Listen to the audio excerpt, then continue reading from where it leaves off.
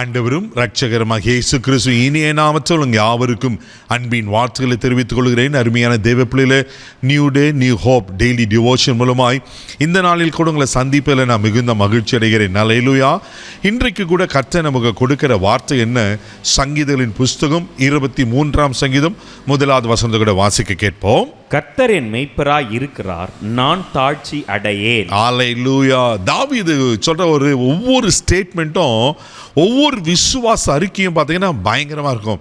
இங்க தாவீது தைரியமா சொல்ற, கர்த்தர் என் மெய்ப்பராய் இருக்கிறார், நான் தாழ்ச்சியடையேன். அல்லேலூயா.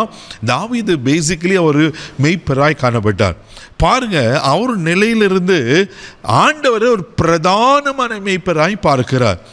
நான் எப்படி என் ஆடுகளை மேய்த்து என் ஆடுகளை பராமரிக்கிறேனோ, எனக்கு ஒரு மேய்ப்பர் இருக்கிறார். அவர் நல்ல மேய்ப்பர். ஆமே, அவர் பிரதானமான மேய்ப்பர். என்ன மேய்க்கிறவர் அவர் தான்.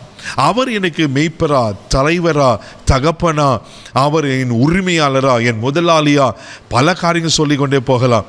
இப்படி இருக்க சொல்ல நானா தாழ்ச்சி அடையணும் அப்படின்னா நான் ஏன் குறைப்பட்டு போகிறேன்? அவர் என்னை திருப்தியாய் நடத்துவார். அல்லேலூயா. தேவ பிள்ளையே, தாவீதுக்கு மாத்திரமில்லை, இன்றைக்கு ஆண்டவர் உங்களையும் பார்த்து சொல்றாரு, நான் உனக்கு மெய்ப்பரா இருக்கிறேன். பாருங்க, மெய்ப்பர் என்ன செய்யறா? அதே சங்கீதங்களின் புஸ்தகம் 23ஆம் சங்கீதம் 2வது வசனத்தை கூட வாசிக்க கேட்போம். அவர் என்னை புல்லுள்ள இடங்களில் மேய்த்து அமர்ந்த தண்ணீர்கள் அண்டையில் என்னை கொண்டு போய் விடுகிறார். ஆமென். அவர் என்னை புல்லுள்ள இடங்களில் மேய்த்து அமர்ந்த தண்ணீர் அண்டையில் நடத்துகிறாரா? அப்போ மெய்ப்பனுடைய வேலை என்னன்னா, ஆடுகளை நல்லா பசுமையா புல்லுள்ள இடங்களில் அதை நல்லா மேய்க்கப்படணும். ஏன்னா அந்த ஆகாரத்தை சாப்பிட்டு கொழுமையா புஷ்டியா இருக்கணும்.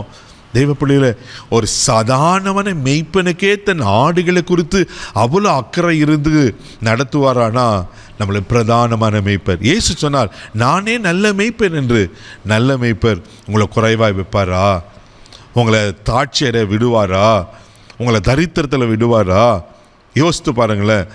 தாவீது சொல்றார், அவர் என்ன புல்லுள்ள இடங்களில் மேய்த்து. அல்லேலூயா. அவர் உங்களையும் புல்லுள்ள இடங்களில், அப்படின்னா செழிப்பான இடத்துல, உங்களுக்கு ஆகார வேண்டிய இடத்துல அவர் மேய்ப்பார். அமர்ந்த தண்ணீரில் நடத்துவார்.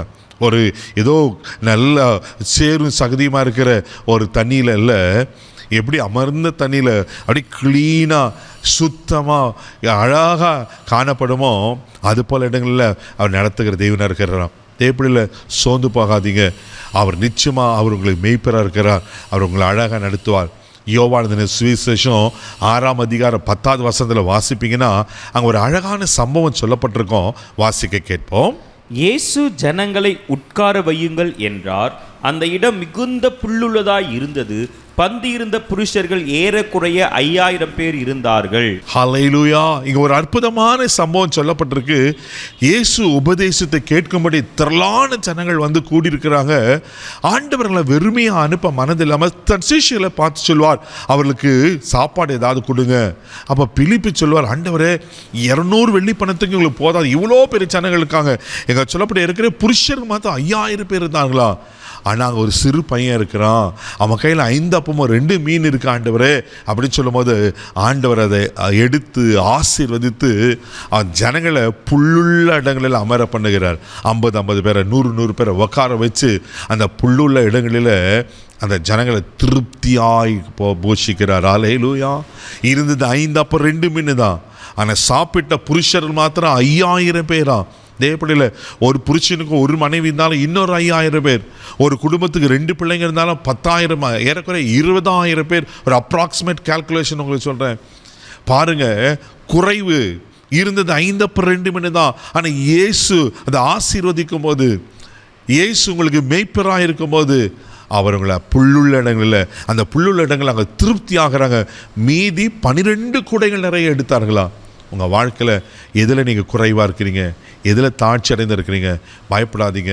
அவர் உங்களுக்கு மெய்ப்பராக இருக்கிறார். அவர் உங்களை புல்லுள்ள இடங்களில் மேய்த்து உங்களையும் குறைவுகளையும் நீக்கி உங்களை திருப்தியாக நடத்த உண்மையில் இருக்கிறார். கண்களை மூடி நம்ம செபிக்கலாம். அன்பு தகப்பனே, உமக்கு நன்றி சொல்லி துதிக்கிறோம், ஸ்தோத்திரப்பா. ஆண்டவரே, நீர் எங்கள் மெய்ப்பராக இருக்கிறீரப்பா. அமர்ந்த தண்ணீரில் நடத்தி புல்லுள்ள இடங்களில் மேய்க்கிற நல்ல மெய்ப்பர். யாராருக்கு எதில் குறைப்பட்டு இருக்காங்களோ தாழ்ச்சி அடைந்திருக்காங்களோ இன்றைக்கு ஒரு அற்புதத்தை செய்யுங்கப்பா. ஆண்டவரே மக்க ஸ்தோத்திரம்.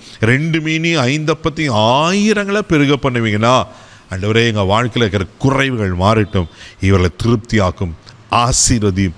இந்த நாள் முழுதும் கரம் பிடித்து நடத்தும் கிருபைக்கு ஒப்பு கொடுக்கிறேன் இயேசுவின் மூலம் ஜெபம் கேளும் பிதாவே, ஆமென். அவர் உங்களை மெய்ப்பர். தைரியமாக போங்க. God bless you.